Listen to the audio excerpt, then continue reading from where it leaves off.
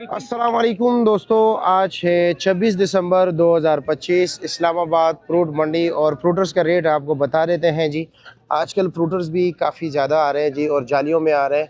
और ये माशाल्लाह आप देख सकते हैं बहुत ज़बरदस्त है। ये सारे ऐसे हैं या सिर्फ ये जो आपने लगाया सैंपल के तौर पर ये ऐसा है? कोई और खोल दीजिए ज़रा, दिखाए ज़रा, ताकि वैसे सारे चमक दमक रहे अच्छे दाने। या ये कितने दाने? 48 दाने। साइज़ बहुत छोटा नहीं है?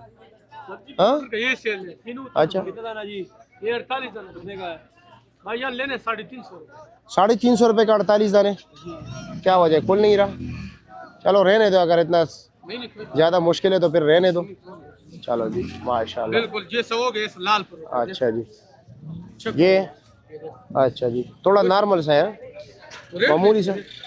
मामूली सा नॉर्मल है। बिल्कुल लाल वाले अच्छा यही आ रहे हैं। अच्छा जी, हाँ बिल्कुल एंड जा रहा है जी।